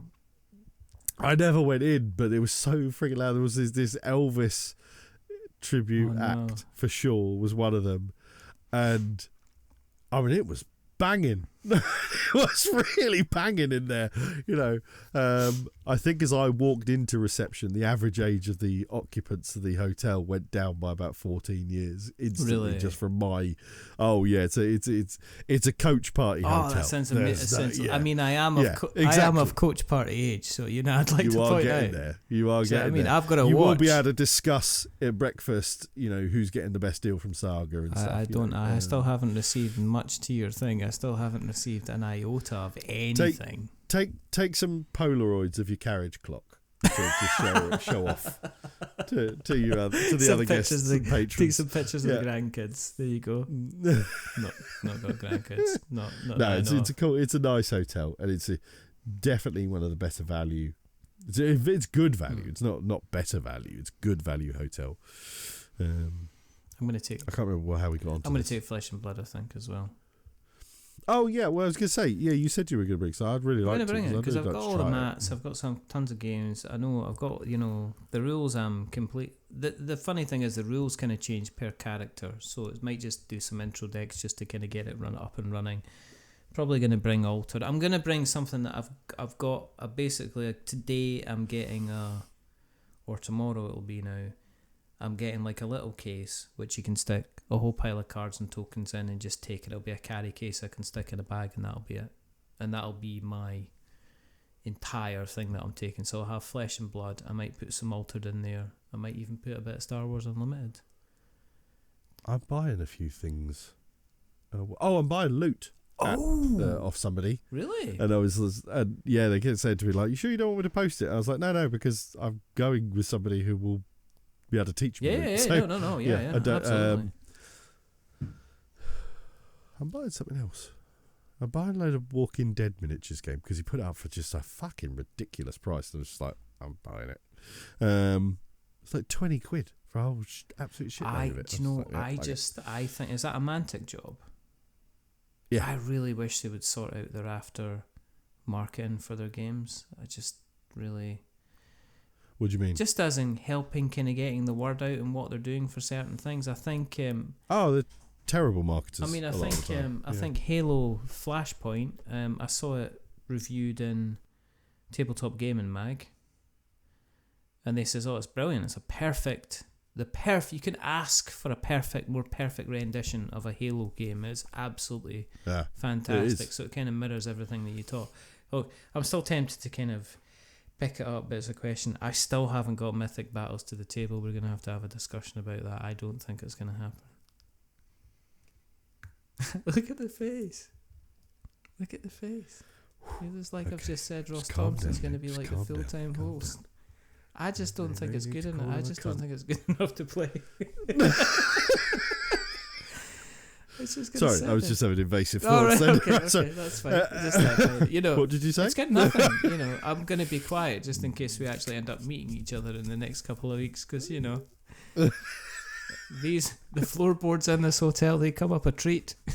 That's all I said. Well, they are quite creaky, actually. So there you go. So yeah, Airecon, both looking forward to that. Have you been playing anything recently? I know we're kind of... what we played recently? We played Oathsworn, so we are two chapters left. That's it. Wow. Nearly done. And it has been our last one. My mum, bless my mum and dad live in the annex of the house. I saw my mum the next day and she was like, what the bloody hell was going on with your game last night? Shouting and hollering and laughing, and we were done. Yeah. We were like, fuck, we're gonna lose this one. And then we managed to kind of get like clawed tooth and nail, and it came down to the last dice roll. Wow. In fact, it came down to a successful dice roll, but it was a case of, shit, it's not successful enough. If you re-roll that dice and get a crit, we win. Yeah. And he spent his re-roll and he got his crit. Wow. And it was an absolute fucking hooting and hollering, it was really, really good. So yeah, it's been such an awesome experience playing Oathsworn. Really, really good. We keep sort of saying like, we'll take a break from a campaign thing and we'll get back to a campaign game at some point after we've had a break for a few months and just played some regular games and stuff. But we've also said like, we've got some options and stuff, but like, God, they're gonna have some fucking heavy lifting and some big shoes to fill, because we've loved Oathsworn so much. But we also did play. A friend of mine said. Fancy the game last when was it? Last Friday, I think it was. And it was a game. In fact, he said, I've got this game, but I'd really quite like us to play." And I was like, "Yeah, absolutely no problem. It's quite nice to not be the person bringing the game for once." And it was a game called Space Gate Odyssey. Do you remember when this game came out? It came out like 5 or 6 years ago. Yeah, I think it was from like Ludonaut or one of those kind of slightly obscure companies that you don't particularly associate with anything as such. They just every now and then produce a really good game. But Space Gate Odyssey, I remember the Secret Cabal talking about it, and I'm sure I remember whoever it was of the group that had played it who said that they enjoyed it and it was fun. And I was like, yeah, absolutely. I remember hearing good things about it. Let's play it. Let's give it a game. Wow. And he gave maybe the worst rules teach I've ever heard in a game, but we sort of bumbled our way through it. But what you're doing in Space Gate Odyssey, so if you imagine Stargate, you're building this like space station or base or whatever it is. So you've got your little bit in front of you, which is your rooms of your base that you're adding to, and then you've got this other little joint board, which is kind of, if you imagine, the easiest way to describe it would be the various departments on a Starship Enterprise. So you got like engineering and medical or whatever sort of thing. So you got these like coloured Never rooms. clearly ever watched Star Trek ever in your life, have you? They did not do a good job on that. No. Engineering. But that's how I had it in my head. Star Trek imagined was it in my on head. television last night. I'd like to point out the reboot versions, so you could have had Shuttle Bay. But they're quite good. I like the Chris Pine versions. I really liked it. I think it was Although I have always said that each three of the movies is essentially the same movie. It's like something big happens, something funny happens, then the Enterprise gets fucking totaled. Yes. The Enterprise doesn't come out well in any of the three modern movies. They get fucked up Enterprise entirely. Is not a good ship. As far as spaceships go, the shit. Enterprise is rubbish. All versions, all series. It's as basically as devastating as a stagecoach bus. You know, the Klingons go. Do you know what I mean? Oh, so somebody's let the Saga tourists invade the sector. Yeah. No wonder they're always after the Federation, because they're like, this is your flagship. Is it. This is your This flagship. is the best thing Every you time offer. it gets fucked up, you rebuild a new fancy one, and it gets fucked up again. It's just worse. You know what I mean? Everybody's seen it. Anyway, Space Odyssey. So you've got this room, this section of the board, and it's you've got these like engineer meeples, and you can have like a big engineer, which is worth basically 2 actions. So you've got them sort of dotted around in these rooms, and they're the various colours. So what somebody in there you'll say, right, okay, can you move my engineer from that green room to the blue room? And then basically what that then does is all your blue rooms on your base will activate. Oh, so you'll be able to move. All these rooms have got you've got meeples, and you've got airlocks, and then you've got gates. That once you've got there's 3 planets. There's a bunch of planets down, but there's gates on 3 of the planets, and you're trying to get meeples from your base down onto these planets, and you've got various gates that will apply to whichever certain planet. And once that gate room is full of meeples, when that color room gets activated, you instantly put, and then the planets score in various different ways. So it might be like you kind of fill up this outer ring, and then the inner rings, once you've got all the connecting ones of that one, you can then add one to the inner ring, and that's worth more points. Or once you've got the 5th one, you can add one to the blah blah blah blah blah. You know, so yeah, you'll activate this room, so you teleport your people down, but then you also, what will happen is, so you say, right, yeah, I'll move my dude into that green one, so you activate green, and you'll activate it for as many action points as you have engineers in that room. Oh. So if you've moved your big dude in, you've got 2 actions, but you might have already had a dude in there, or one of these little Dalek-y robots that when you put them in there, they stay there and you can never move them, but they're a constant, spot in there. But then, so I do my thing, I do all my green and blah, blah.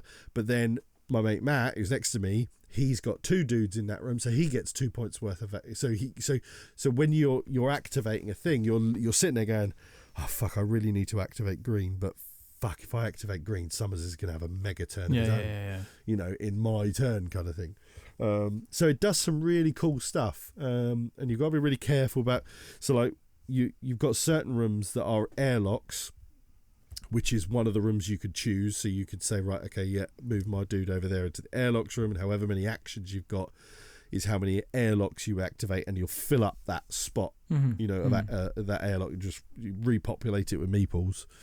And then you've got to move them around your base to get them to where your gates are, to put them down onto the planets. But then you've got other rooms that are just like, they might have an engineer on the back of them, or they might have a Dalek-y thing, whatever those were, like androids, or they might have an upgrade to a chief engineer. And all you've got to do is basically move a meeple into that room, and you activate it and you turn it over, and then it's just a corridor.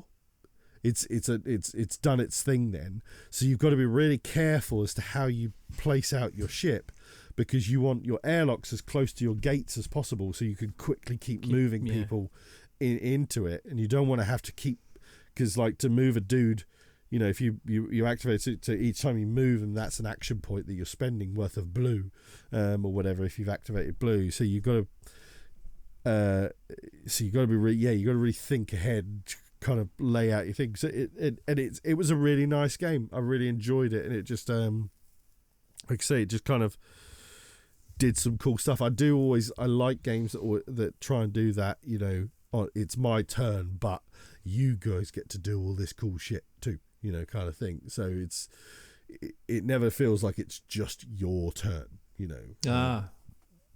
But you're very much always thinking about like, fuck, you know, it's my turn, but if I do this, you know, almost everything I want to do is going to be even more beneficial to people, you know, I'm against, you know, kind of thing. So, so you're often sitting there looking at timing and space, like repopulating the airlocks. Like you might want to repopulate the airlocks, but you kind of want to do it when the other guys have got quite a lot of stuff in their airlocks, so that they don't get a lot of benefit out of it. You know, if you sort of think, fuck, I need you to repopulate my airlocks, and you're thinking, looking at everybody else going, yeah, we all need to. So you're thinking like, well, maybe if I try and hold off, they'll do it for me, kind of thing, you know. So like, oh, but I really need to do it. I don't want to be the one that does it, you know, kind of thing. I don't want to be the one that wastes my turn for everybody to get a lovely benefit, you know, kind of thing.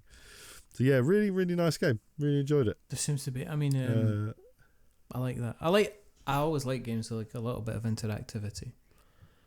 Oh, loads of Love interactivity. It. Yeah, you know, that's really, because you're wrestling with the planets down at the bottom, trying to get the best spots on the planets and stuff like that, and you're constantly looking at what everybody else is doing to figure out what you should or shouldn't do in your turn. It's a cracking game on that front. I keep looking at I've got Unsettled, and I keep looking at Unsettled, which is basically co-op Star Trek. I have as well. Yeah. Go to a planet, investigate it, try to escape, try to survive, and that's kind of like always going to be there. On the opposite side of this chart, the last game I played, which was only Friday, was Wyrmspan. Ah, yeah, I want to talk about this. Yes, this is one of the games I was thinking of bringing with me because I have got it. Are you a fan of Wingspan? Okay. I like Wingspan for what it does. I dislike the fact that it is once again another Stonemaier multiplayer solitaire. I don't think there is any interact. In fact, there are levels of interactivity between players, but it all seems to be, I've just activated this card, I get 2 scraps of food, you all get 1 scrap of food. So there's a lot of that in kind of Wingspan. Right. Wyrmspan is pretty much the same, but it's more direct. As in the case with Wingspan, it was a case that you were you're adding on your birds, and then you're basically working from right to left and activating kind of the different channels. So it's either kind of like, you know, your food or your food or your cards or your eggs. And then in Wyrmspan, it's got this interesting thing where you start off on the left hand side. You're basically exploring a cave, and what you do is you're exploring a cave. You have cave cards, and cave cards kind of grant you various kind of bonuses, usually resource bonuses. And then once you've excavated a cave, you then got the option to entice a dragon. And then once you've enticed a dragon, you've then got the ability to explore. Now, unlike Wingspan, where you go to the rightmost point and then work back the way. This you go left to right. You go left to right. Wingspan, and so it seems an awful lot more straightforward. But in Finspan, I think you go from down to bottom. Up through, you go from. I think so. I think you go from up to top. I think. I'm not entirely. Don't quote me on that, but I think you do. I'm not. It works really, really well. I mean, for people that have played Wingspan before, they'll feel kind of home, but also at the same time, they're going to feel like there's a couple of obvious changes to the rules in terms of the direction and adding the caves. It looks absolutely fantastic, and they've also got this kind of strange kind of action where instead of having the blocks where you were placing down, you've now got kind of like silver scale coins. So the number of coins that you have, decides on the number of actions that you have. Yeah. So you all start with 6, but as you play the game, you've got the option to kind of spend. You've got the option to gain extra coins that round, or not use the coins at all. And then the maximum number of coins you can have is you can have like 9. You discard down to 9. Right. So you can end up with you can end up with like 9 goes, and you kind of like turn like 9 different actions. And it's really nice, it's beautiful, and it works really, really well. And you've got your tucking action, which you have, and you've got your storage action for all your food and stuff like that. It is still very, very much multiplayer solitaire. There's even less kind of interaction because you've not got the lovely kind of food tower.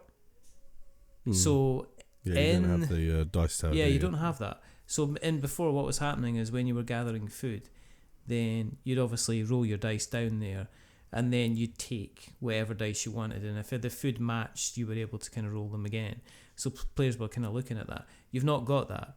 You're just basically deciding kind of what you're taking. So, but it's really weird because the people that played Wingspan before, that played Wyrmspan, seem to prefer the more directness of Wyrmspan over Wingspan for some reason, even though there wasn't less directness as far as I was concerned. But we played 5 players, so we played maximum kind of players, and it took roughly about. I need to play it. I need to play it a couple more times to kind of like fully get my kind of thoughts together. But I kind of like it, but it's still the same. If you're going and expecting kind of absolute interactivity from a Stonemaier game, get a stamp swap. Yeah. Because that is that.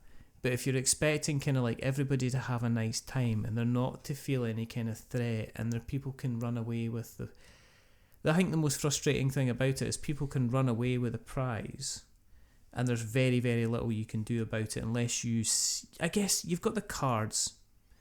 So I'm maybe being a bit harsh, but there's the normal kind of 4 rounds. So I think there's less rounds than there is in Wingspan, if I'm correct. And there's the usual the person who has like maybe the most kind of medium-sized dragons or large dragons, or the cards, or the people who has the most tucked cards or stored food, they get additional points kind of every kind of round. But there's very little you can do. If you see somebody's about to win by having the most tucked food on their card, or the most tucked cards, or the most stored food on their cards, there's nothing you can do about it except try and store more food yourself. But it doesn't make it a bad game. No. It's not a frustrating kind of. There's kind of like the there's it's not a bad game. If it was just like, oh, this is just Wingspan with dragons, then I can imagine and be going, well, this is just Wingspan with dragons, what's the point? But they have done enough to kind of change the main mechanics, so you do feel like you're playing a different game. And the imagination's there, and the illustrations and everything like that are there, and it's kind of, and you've got your nice little explore action, and you jump along the caves, and if you've got dragons there, you keep going. If you've not got dragons there, you stop and you collect all the kind of the resources and stuff like that. So there is points where you can kind of like gain kind of a lot of resources through kind of previous actions that you have. For instance, I had a lovely kind of thing that I was able to, every time I passed over, if I had meat, I would store meat on this card. Once I got a certain amount of meat, then I got like a guild action. Now the Dragon's Guild is a main changer where basically you've got a central board that works like a roulette wheel. A clock, it's almost more like a clock face, and as you gain guild points, you move your way around the kind of the guild clock, and you gain kind of additional resources. So you never kind of feel you're totally away from kind of like getting resources.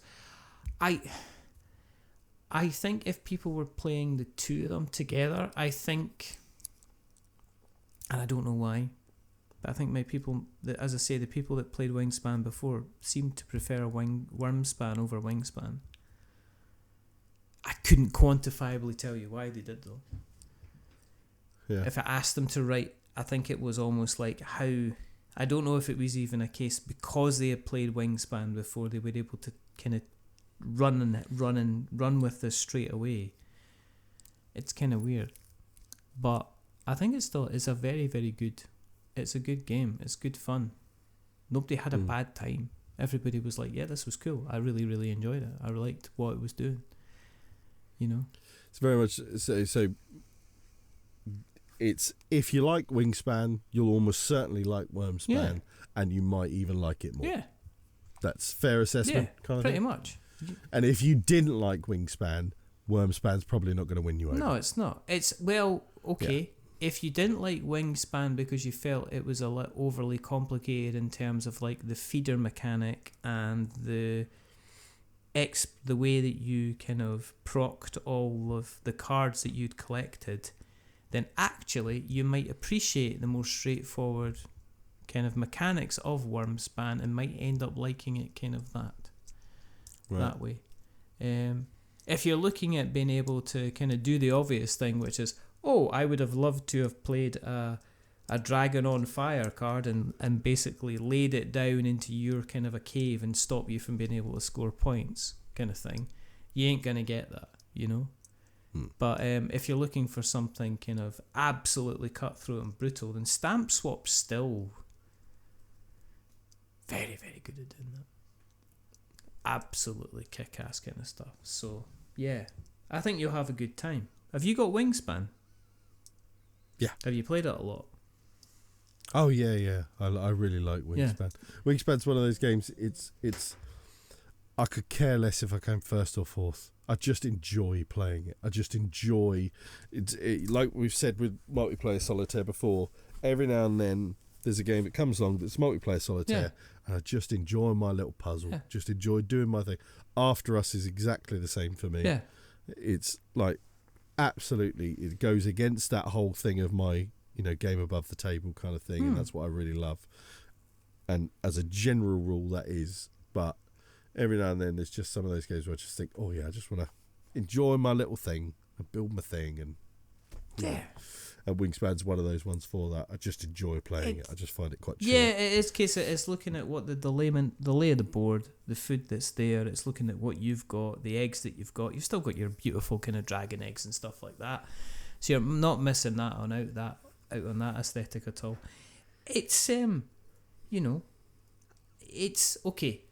It's not. It doesn't get me overly excited. I think if I played Wyrmspan, I hadn't played Wingspan, I'd be like, this is brilliant. I can see so many people I want to introduce this kind of game to. But I'm also not going, nah, I don't like this. I think it's really, really good. Good effort. I mean, it looks the business, And it's terrible because I don't sound excited about it, but then, that's not the case. I do like it. Yeah, so there we go. But tomorrow night, potentially going to go to Accent to play more Star Wars Unlimited or Altered, and then the following week, the new Star Wars Unlimited set's coming out, which is the spaceship version, which is all about space battles. But then, to basically piss on the flames of the rebellion, Final Fantasy have decided to announce that they're already deciding they're going to be rotating and sunsetting kind of certain versions that you'll not be able to use competitively. So like the first series you'll no longer be able to use competitively, which is already out. It's just like, why you do? I don't know. Somebody at the top that doesn't know how to play how these games work has decided, how do we continue to make more money? How do we force the hand? Yes, and it sounds absolutely ridiculous anyway, but there you go. So up until this point, has there not been any starships in it? Has it all been people? Oh no, there's been starships, but I think this is the first one where I think the starship game has been... I've always been more likely to win a game with ground units than I've always felt on the star side. I've never kind of went, aha, I'm going to dominate you now with my 2 X-Wings. I've always felt the leaders are always... I think it's because the leaders up until now have always mostly been kind of ground-based units, so they always come in to back up the ground units. And I think this new step of Starship Boys, it's going to be like your likes of kind of like Admiral Akbar, and potentially I think maybe Lando Calrissian might be coming in and things like that. Wedge Antilles as leaders. And I think they're going to go on to they're going to go into the stars, this kind of the spaceship side, but I don't know. I mean, that's just kind of guesswork and conjecture. But I think it has been weaker for me whenever I've played the game. That it's more difficult. I mean, there's some obvious kind of like, you get like the Falcon and you can play the Falcon and stuff like that. But it's just, so we'll see how it goes. But we'll see what happens. As I say, kind of quite excited by Altered. I mean, it's only 6 decks, and that's you've got everything. And you can get booster packs as always, but it seems to be going like the flesh and blood way, which again, as you know, Mr. Pryor, appeals to me and my tight fist on my wallet. I think that's enough. Do you think that's enough? Has you got anything to say? If you say that's enough, that's I enough. know it's enough. If you're done, you're done. Well, I could talk shit for hours. I know that. As you'll find out. In a couple of weeks. I know that. Well, I know that's going to be absolutely. I've got my joke lined up as well. I've got my joke lined up. I'm not practicing delivery. I'm just gonna, like, in the middle of nothing, I'm just gonna announce it and just bring it up. It's gonna be absolutely kind of glorious. I'll know it as soon as you start. I'll be like, here we go. Can't wait. It's happening. I'm so excited. I am like so excited. It's literally a week. It's a week on Thursday. I just cannot. I'm just so, you know what I mean? I'm like a special pair. Do you know what sort of time you think you'll be arriving in Harrogate? Oh, I'm going to be there for 6 in the morning. We're leaving Wednesday night at 10. I'm going to be there knocking on. No, probably Thursday afternoon, I would reckon. I'm trying to think what time how long it usually takes me to get. It usually takes me about 4 hours. Yeah, it's the same here. We're going to meet in the middle.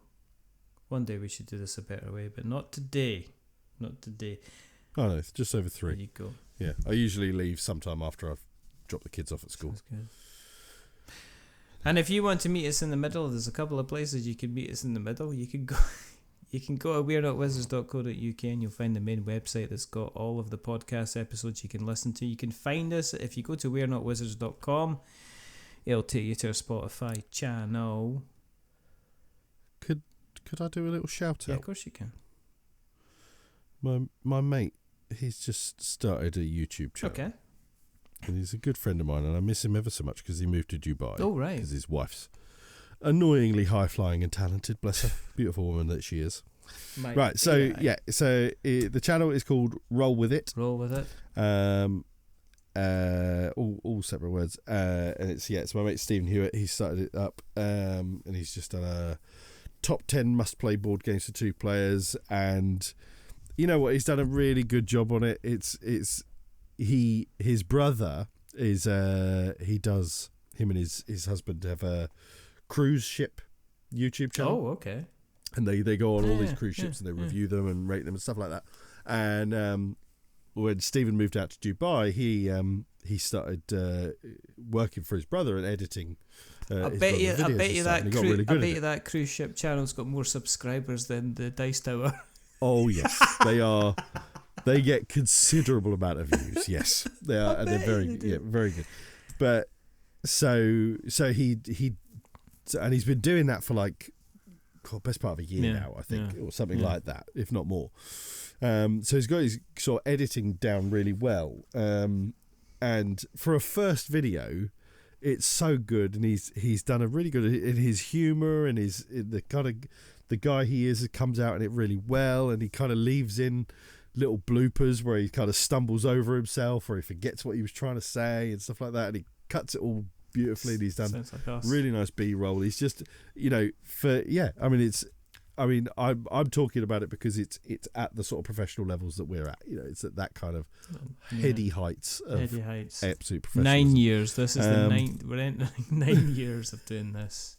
26 next year's 10. But no, he's done a great job. So yeah, roll with it. If you go and give Stephen a subscribe, we will really appreciate it. Give him a little thumbs up and whatnot. We'll put the links in the show notes. In fact, we'll probably change the title of this show to "You've Got to Roll With It" at Airecon. You've got to take your time. You've got to say what you've got to say what you say. Don't let anybody. Just don't let anything get in your way. Just don't get anything get in your way. Don't look back in anger. heard you say. What'd you say? No. But it's time to say goodbye.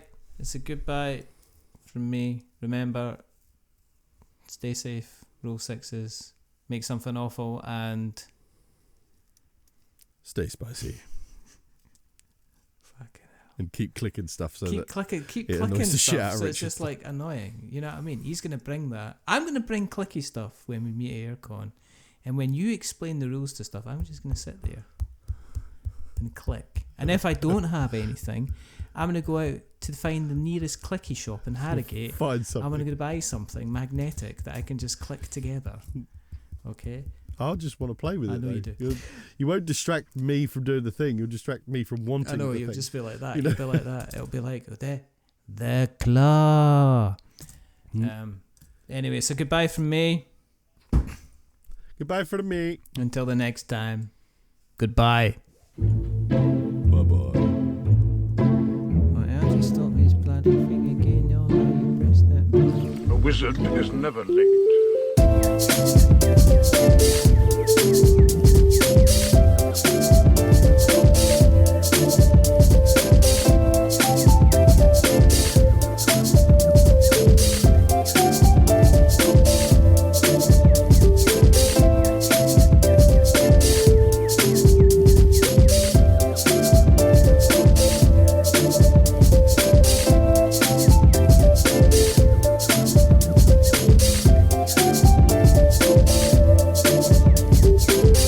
Nor is he early. He arrives precisely when he means to.